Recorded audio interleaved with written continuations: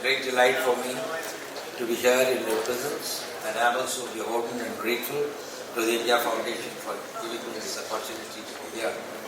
I'm sure that, well, the great conference that you had must have done a tremendous good to the overall goal that we are all engaged in, the great effort we are doing at the national, bilateral, multilateral levels, and for which a global consensus is required.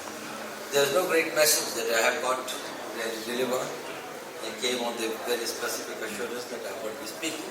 But now that I am here, I think I will have to share some of my thoughts with you. We have been wondering,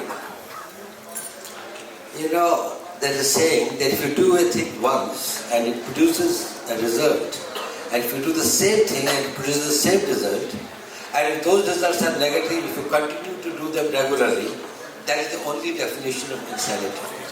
That is what the Einstein has said, doing the same thing again and again, hoping that next time the result will be different.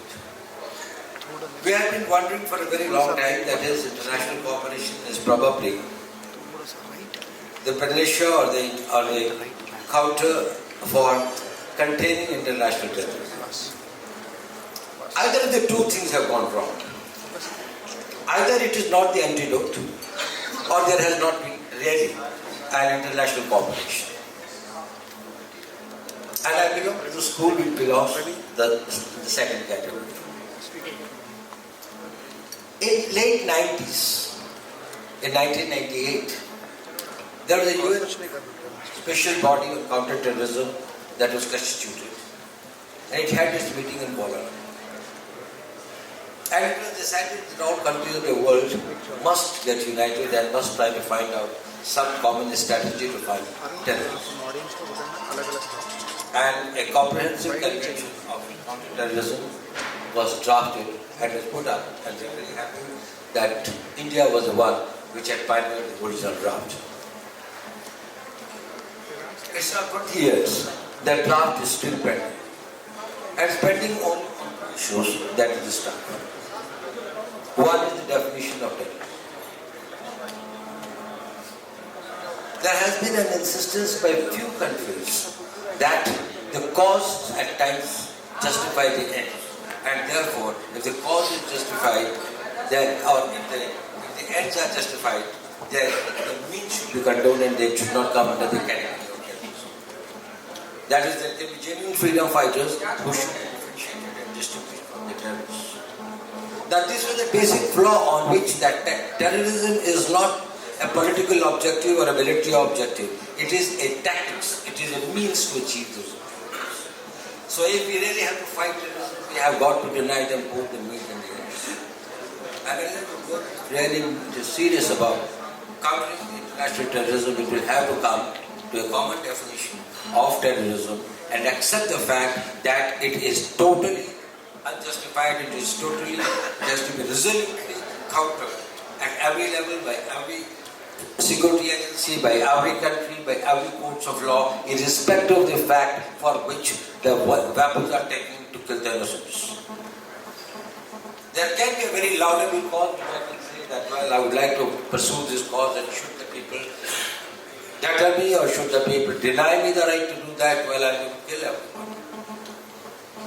At least of it, when I decide that, well, I will make the innocents of others.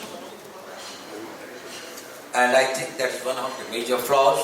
And what follows from that flaws are many things. A terrorist in one country today cannot be extradited to another country except through the due process like a common criminal.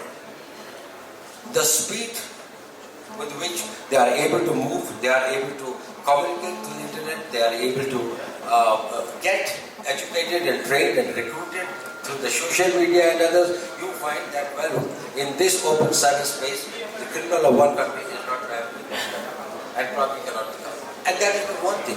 It may be the movement of weapons, it may be the movement of funds, it may be the movement of ideas, it may be the tactics that they adopt and that they develop.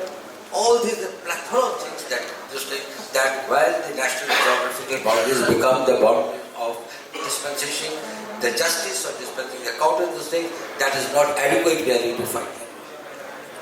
That is, I think, one thing that we should all ponder over, that what exactly can be done to really force, pressurize, convince the international community that they should not be taking into cognizance the objections of 2 or 3 countries, barely 2 or 3 countries in this committee of nearly 200 countries who are opposed to that and all the rest of the world, that the Comprehensive Convention on Counter Terrorism must be accepted, and preferably they should be a UN body.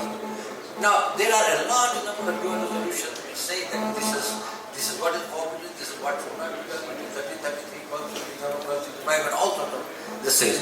But should you defy them, what happens? Nothing happens. Nothing can happen. There is no UN body which can. Well, I'm sorry. There is no UN body where they can be really independently judged or evaluated. If we say that there is a territory, there is a country from where the terrorists are coming, the terrorists are getting recruited, they are being trained, they are being weaponized, they are being funded, and it is a violation of these 13 UN resolution, UN General Assembly resolution or UN Security Council resolution. It is only a statement of facts. That's all. Nothing more than that. There has got to be a question, there has got to be a return. Otherwise, only because the friends club and exchange the ideas which cannot be distributed and do not have, they never see the light, but they never see the light. So I think this is something that we have got to see. There is one other thought I would like to share with you. That is terrorism. I think I just met the eminent historian on terrorism. I think terrorism is not something which has remained constant from the time it started and where it is now. And if it has changed in the past, it will change in the future as well.